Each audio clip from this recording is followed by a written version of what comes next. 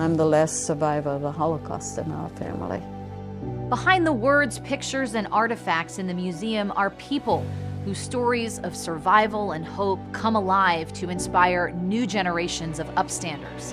One by one, these stories stir the soul. Can there really be hope for us? See, mine is 40018. My sister was 40017.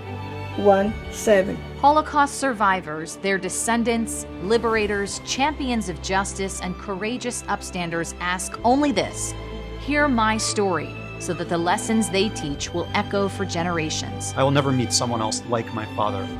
But there are many of us who, if we come together, can keep his voice alive. These stories will change you. They will move you to action, inspiring the best of humanity every day. I'm Brittany Pavley, Director of Youth and Professional Learning, and in this episode, you'll hear from a woman who has worked to better the lives of others. Kayelin Tiggs is a scientist, researcher, and advocate for women. She was an Upstander Award winner in 2023 here at the Nancy and David Wolf Holocaust and Humanities Center for her work, and we're so happy to have her here with us today. Welcome, Kayelin. Hi. Hi. Thank you for being here. Yes, I'm so excited. Well, I mean, can we really just start by having a conversation about the work that you were recognized for? Yeah, sure. Yeah, just tell us a little bit about you and the work that you do. Yeah, sure. So for the past almost 4 years now, I've been working to increase the accessibility of menstrual hygiene products to incarcerated women, but not just incarcerated women, girls in schools, just girls who have been left out in the margins. So this includes refugee girls and women. But my main focus has been on the incarcerated population. So in the past 4 years, we've been able to pass statewide policy so that all women in the state prisons are able to access their menstrual products for free. I was part of the coalition that actually included the Commission on Women and Girls here in Cincinnati and the organization called Period out at Ohio State. I was part of that coalition that secured $5 million in funding that schools could use to get access to menstrual products and dispensers for the girls' bathroom in grades 6 through 12. Wow. So we've accomplished a lot in 4 years. It's been a bumpy road, but the goal is to make sure that every girl and woman across the state of Ohio, you know, has access to these products so that they're not missing school, they're not having to have accidents while they're behind bars, and just having their basic needs met. This is a basic need at the end of the day. Yeah. It's a human right to be able to be sanitary and clean and healthy. Can you talk to us?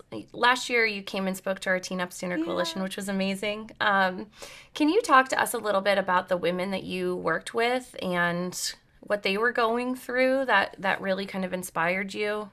Oh, yeah, absolutely. So all of this started in 2001. I was the chair of women in the NAACP. It's one of the oldest civil rights organizations in the country. And as chair of women, I was really big on women in leadership. That was what I wanted to see at the time. I wanted to see so many women in leadership positions. And then I thought to myself one day, do we ever ask incarcerated women if they see themselves as leaders? Do they view themselves as leaders on the inside? And then how do they view themselves when they're released? And so I met with a woman named Heidi Arnold. She is a professor out at Sinclair University. She teaches in the prisons across the state. And so meeting with her, I spoke to her about my goal. I want to talk to formerly incarcerated women. We don't talk to them enough. And she set up a Zoom meeting, right? This is 2021 COVID time, so we couldn't really meet in person. On Zoom. Yeah, I'm a grad student. I'm working full time. So I had a Zoom meeting with about 36 formerly incarcerated women. They were just telling me all about their different experiences behind bars. And then somebody said out loud, one of the hardest parts about managing a menstrual cycle, one of the hardest parts about being behind bars was managing their menstrual cycles. And it just stuck with me. Yeah. And what was crazy was I experienced so much imposter syndrome when all of this work started, because I was like, this is blowing my mind. What do you mean you don't have access to menstrual products behind bars? And so what I realized that I had to do was I had to get proximate with these women. I had to gather testimony. I had to listen to their stories, because when I started to do research on this, I was realizing that what the jails and prisons were saying was different than what the women were saying. There wasn't a lot of research out there around this for incarcerated people specifically. And so I realized, like, one thing that I'm going to have to do is I'm going to have to get close. Yeah. It's very uncomfortable because I haven't been incarcerated. And I was Right. thinking, why would these women listen to me? So I realized one thing I had to do was to get proximate. I had to be in these uncomfortable positions. I had to visit jails and prisons. I had to listen to these stories Yeah. that made me very uncomfortable to hear. And honestly, I was just astonished at my own ignorance. Sure. And what I learned was, while listening to these stories, not once did I ever think about the fact that these women were incarcerated for breaking the law, for something that they had done. To this day, all of the women that I work with, I don't know what they were incarcerated for. I never asked, because it was never important to me. Sure. And one thing that I learned is, when you get proximate, certain things just don't matter anymore. Yeah. And so, I mean, you asked me my experiences with the women. They're mothers and daughters and sisters, and they've paid their time and they're in prison for whatever they had done. But at the end of the day, they're still human beings. And so if anybody asks me what they're like, they're just like you and I. So, yeah. Yeah, thanks for speaking to the overall humanity, right? Like, that's part of what we do here is talk about how the broader humanity is what links us all, and that's so important, and especially for a marginalized group like women that are incarcerated, right? Thanks for bringing attention to their voice. Yeah. So the work that you did earned you the Jim Tojo Award, right? And just a little bit about him. He was a physician here in Cincinnati, and prior to that, he had lived on the West Coast and was interned for being Japanese. Yes, I read. Yeah, he actually graduated high school in an internment camp. And eventually came out here to Cincinnati, but he also served in the military as a military intelligence officer. And it's a really interesting piece of his story that he initially was registered as an enemy alien with the U.S. government and couldn't serve in the military. And he actually worked really hard to fight against that and continue to serve. So, you know, he's an upstander for many reasons. But he eventually did go on to win the Congressional Gold Medal and for patriotism. So that is an incredible life award, right? To be given. And I know in the process you met his widow, Peggy. Can you talk to us about, you know, what that was like and what Peggy was like and what you could learn from her? Yeah. So first of all, I was just so shocked that I had won. So when I was on stage receiving the award, I was just like blanked out at the moment. I was like, oh my gosh, I can't believe that I have actually won this award and that people understand the weight of my work. And so admittedly initially I was just in this kind of shock factor, but then reading more about Dr. Tojo's life and his family and his wife, I understand their sacrifice. I wish I could go back and, you know, thank her for being a woman at that time and supporting her husband, because I don't know if anybody asked her what it was like, right? You know, to support her husband during that time. I work for the military. I understand how demanding that could be. He was a physician. I could only imagine how demanding that could be. Yeah. And they had 9 children.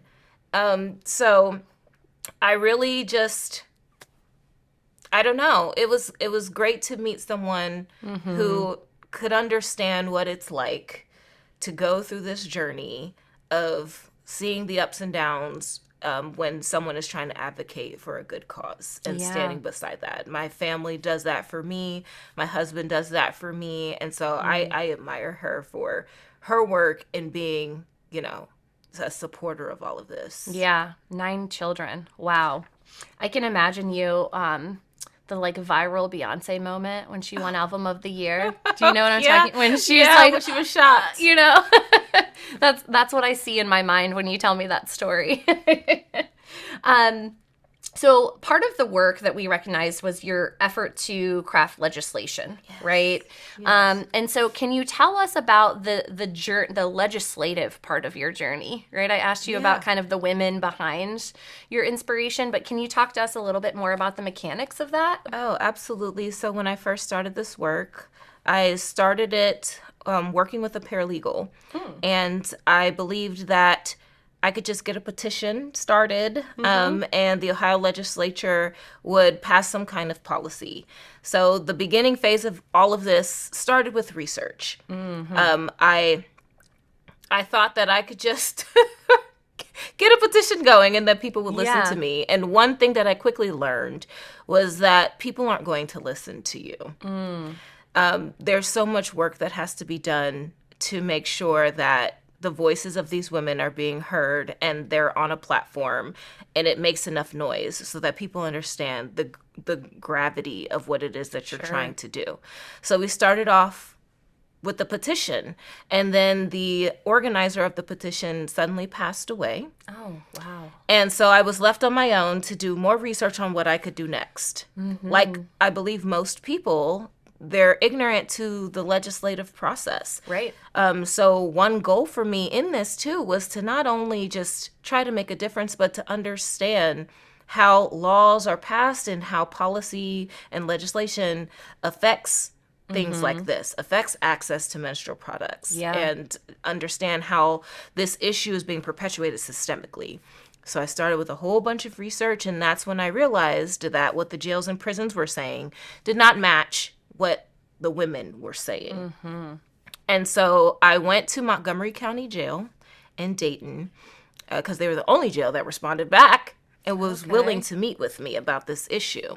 And when I asked them what their policy was on how they administered hygiene products, they didn't have one.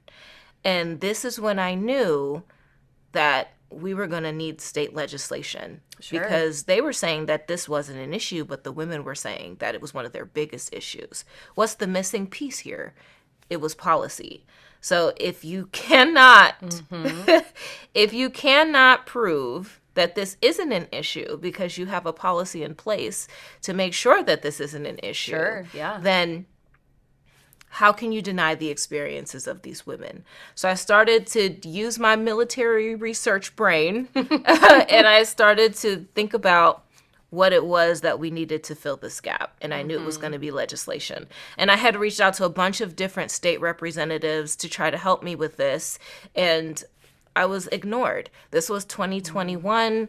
This was a time where we, as a state, were arguing about what we should do with women's bodies. This is seen as a reproductive health issue at the time, so no one wanted to touch it.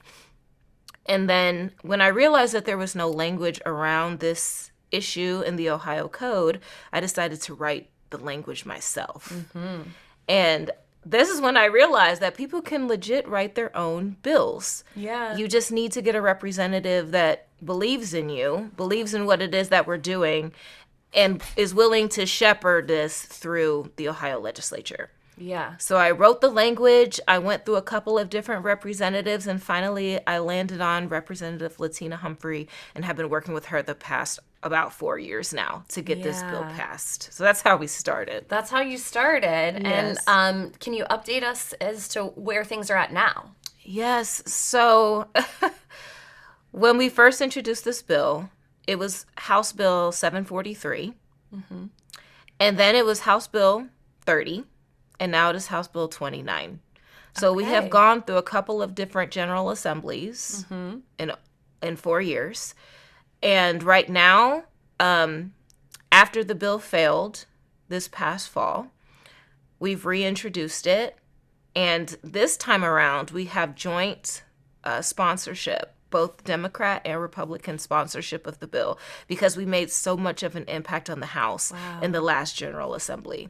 We failed in the Senate because one of the senators didn't believe that this was an issue, and they had the power to shut down the bill. And they did. But we understand the importance of this work. The House understands the importance of this work.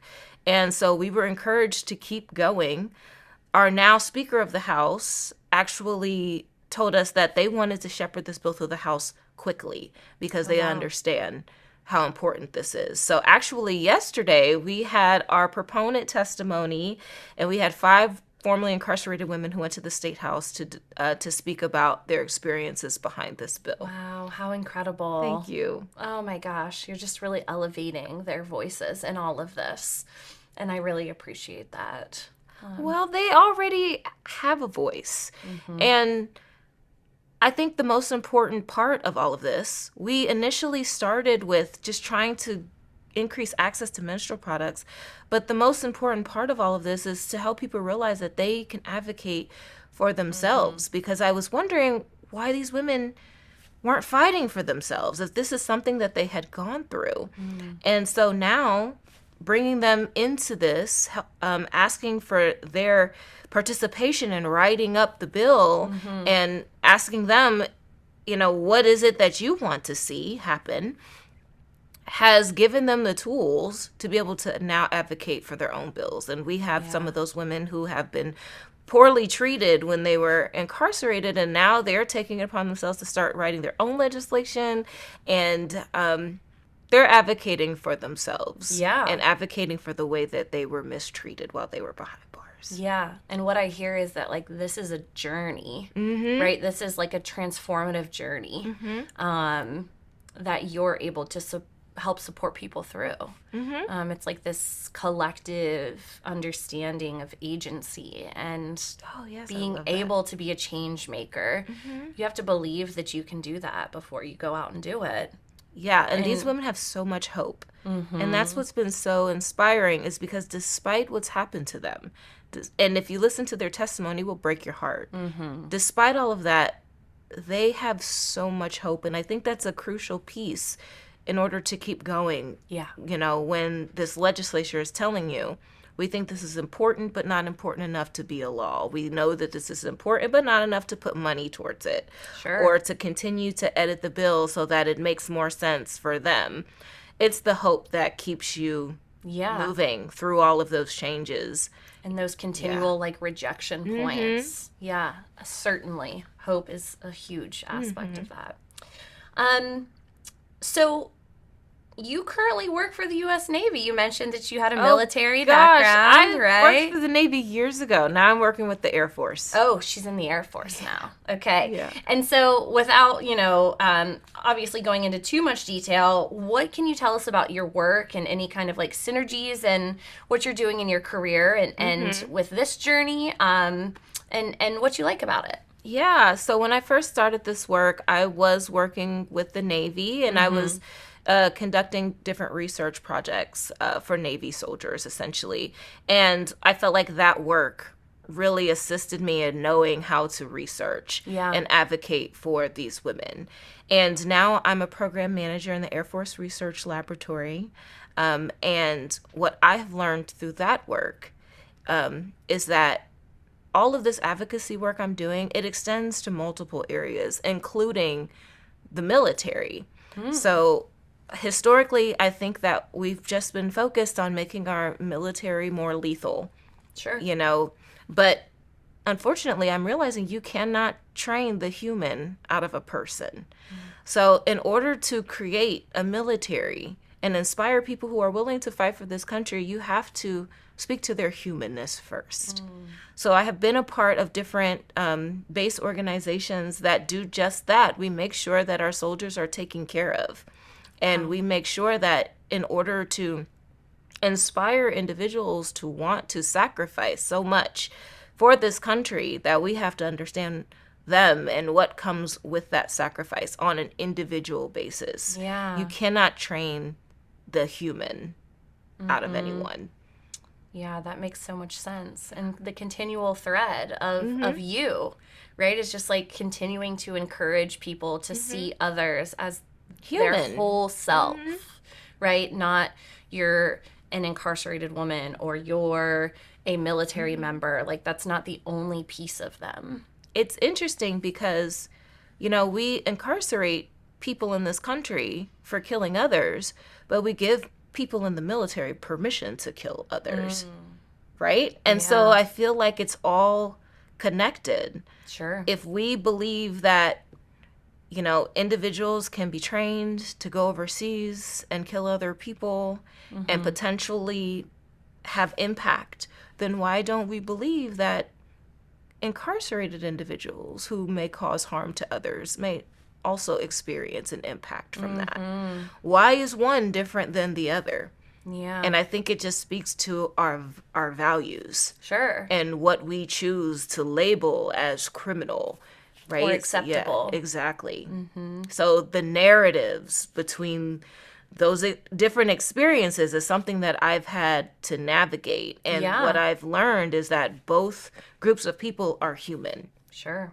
Absolutely. Kind of going back to your personal life again, you have committed so much time to volunteer work and seeing this bill through the Senate and what is you mentioned at the start you were part of the NAACP as and women's leadership was important to you, right? But what is the underpinning motivation for you, right? Like what propels you forward to continue spending so much of your personal time on these amazing causes? But nonetheless, they take time and they're hard, right? Oh, and yeah. So, can you talk to us about your motivation? There's a couple of different things that motivate me. I feel like I can find inspiration from anywhere, honestly. I'm very inspired by, again, the hope of the women. Yeah. By their courage to come out and tell their personal stories. Because without them, none of this is as tangible as it could be. I mean, when I came to speak to the students, right, I had to bring a formerly incarcerated woman with me because I believe that only they can tell their stories. Yeah. So that courage that they have to speak about some of the most vulnerable aspects of their incarceration is very inspiring to me. It just reminds me that I don't have a choice but to continue with this work and to see it all the way through. And then I'm also feeling like this just kind of runs through my blood. So my grandmother, she was inducted into the Ohio Senior Citizens Hall of Fame in 2005 for her advocacy work in the 60s and 70s. Really? Yes. Wow. So she's got a scholarship in her name. Really? Yes. She was an amazing woman. She passed away shortly after in 2005 when I was in middle school. But she worked with pregnant teenagers who had just been marginalized and separated from their families because of this, right, in the 60s and 70s. But she was an African-American woman who took on this role, and she created the Bethune Center. It's no longer standing, but this was a center for unwed pregnant teens. And her long list of advocacy work landed her in the Ohio Senior Citizens Hall of Fame. So I feel like I have some of that flowing through my body. And then finally, I'll just let you know that I feel like I have a mutual obligation to justice. I feel like one thing I've learned through this work is that for so long, I waited for someone else to try to fix this issue. Because of the imposter syndrome that I spoke about earlier, I waited for someone else to fix it for months. I was talking to everybody. I was like, we need to fix this problem. We need to do something. But waiting for someone else to initialize the work. And then I realized that I had to be the one to initialize the work if I wanted to see this through. Yeah. And so I changed, my attitude and my way of thinking from this kind of finger pointing to more self-reflecting. I actually call this mirror justice. Oh. Yes, and this is where we are turning the tables away from kind of like finger-pointing politics to more self-reflecting justice. Wow. And we ask ourselves, what can I do in this moment? I'm the one who noticed this problem, so I should be the one to take this on. What is stopping me from being able to do this, and then to go out and find the resources that you need, and to really just create this network of people who have this ideology of fixing a problem that they noticed rather than pointing the finger and waiting for something else to get done. We do so much blaming. Yeah. Right? In the incarcerated system we have now, it's everybody's fault. We're all so complacent with this. We allow narratives of fear and anger to separate us from these incarcerated individuals, and we label them as criminals and thieves and this and that, and it allows us to remain complacent and say somebody else needs to fix that problem, or that's somebody else's problem. It's not our problem. When we are full of fear of something or someone, it allows us to be complacent in their maltreatment. And so I'm trying to change this ideology of pointing fingers to more of self-reflecting. That's the Upstander mindset, right? It truly is. You. I mean, you could not have explained it any more beautifully. Thank you. One thing that sticks out to me, well, first of all, just the courage that it takes to essentially, like you said, look back on yourself. Mm-hmm. That takes courage and bravery, because you have to level with yourself about what you are actually able to do, and so that's scary for some people. But also I like how you mentioned the piece about, when we're giving people these labels, right, it creates fear, and it creates disengagement too. Right? Like, it's easy to label something and say, well, I'm not that something. So it's not relevant to me.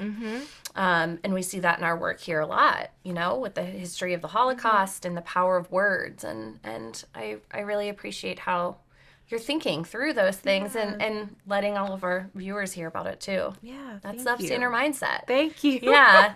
It's not like, oh my gosh, I don't know what to do.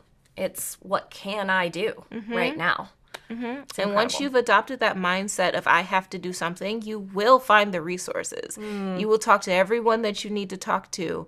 You will do all the research that needs to be done. You will literally find a way. It's almost like this creativity it starts coming to you, because you will experience rejection. You will experience people who believe that what you're doing isn't important.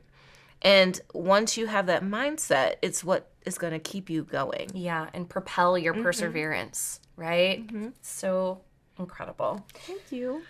So besides leadership, right, we've been talking about hope and perseverance and a little bit about perspective. I think we haven't named it, right? But your ability to see an alternative perspective that maybe isn't the status quo, I think, is really incredible. And so can you just reflect a little bit on how you see yourself using those strengths in your daily life?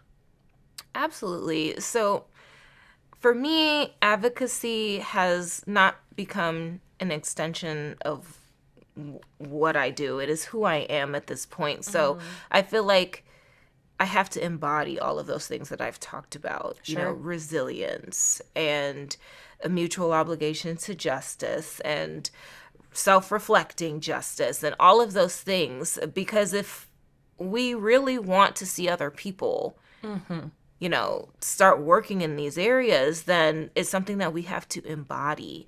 Because when we embody it, then we move like that, right? Yeah. There's only so much you can fake.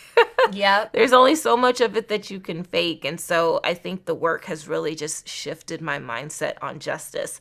I feel like people believe that justice is this finite destination. Like, we've overturned this policy. Yeah, we've you can passed checkmark this law. And then we say that we've achieved justice. But I think, like, well, what if justice is more like a mirror? Right? What if it's more proactive? What if it's more like, what can I do to make sure that these things don't even happen? Sure. So justice, a lot of people would think that justice is us passing the bill.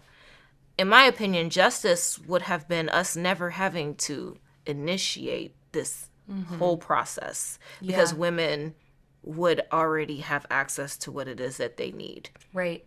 And even if we missed something, right? Because historically, jails and prisons were created for men, but we're seeing a dramatic increase in more women going to jails and prisons faster than we can change policy and legislation and infrastructure. So even if we were to miss something, if somebody comes, forward and says, hey, this is an issue that we're overlooking, justice would be to investigate that issue, understand the impact of that, and start to make the change. Right. Justice shouldn't be, we have to fight for 4+ years for basic legislation and basic access. And basic hygiene. Yeah. So if we had a mirror and we thought of justice as more like a mirror where we are constantly self-reflecting, then more things would get accomplished a lot faster. Yeah. It's like cyclical, right? There's no finish line or check box. So that's what I embody. I feel like I have a duty to do this, where the things that I do have to be more than something that impacts me. And if you start thinking in that way, then you can easily understand how something that may not affect you, may affect me. Right. And understand that and the be able to linkage between all of us, right? It's so important. Exactly. Okay, so lastly, I feel like you've spoken to this a lot, but what does it mean to be an upstander in your own words, in your own eyes? How would you define it? Yeah, I think that an upstander is someone who is proactive in their pursuit of justice, someone who embodies it, like we previously talked about. It's seeing a problem, but understanding the human beings that are affected behind this problem and constantly growing and adjusting yourself so that when other issues arrive, you're more prepared to deal with them because you've done the self-reflecting, you've done the work. So I think being an upstander is, again, not just some finite thing. I think it's a way of thinking, a way of being, a way of envisioning justice. And I believe that's proactively. I believe that if you are self-reflecting enough, if you are thinking about other people and all things that you do and how it affects them, then you are an upstander and you embody this in your everyday life. Yeah, I hear you saying upstanders humanize people, right? And they proactively look for opportunities to do that and also to reflect on themselves, right? And upstanding isn't a checkbox. It's a way of living. Yeah. That's incredible. Thank you. Thank you so much for your time. Oh, thank you so much. I appreciate you. Yeah. To make sure you don't miss an episode, subscribe to our channel on YouTube. Let us know your thoughts on this episode. Our email is in the show notes. You can also connect with us on Instagram and TikTok at Holocaust and Humanity, and X and Facebook at CincyHHC. Hear My Story is a production of the Nancy and David Wolf Holocaust and Humanity Center. The center's mission is to ensure that the lessons of the Holocaust inspire action today. This series is part of the Cynthia and Harold Gutman Family Center for Storytelling and is generously supported by Margaret and Michael Valentine. Visit us in person at Historic Union Terminal in Cincinnati, Ohio, or online at holocaustandhumanity.org. Managing producer is Ann Thompson. Consulting producer is Joyce Kamen. Technical producer is Robert Mills. Technical director is Josh Emerson. Select music is by Kik Lee. This is recorded at the Nancy and David Wolf Holocaust and Humanity Center in Cincinnati, Ohio.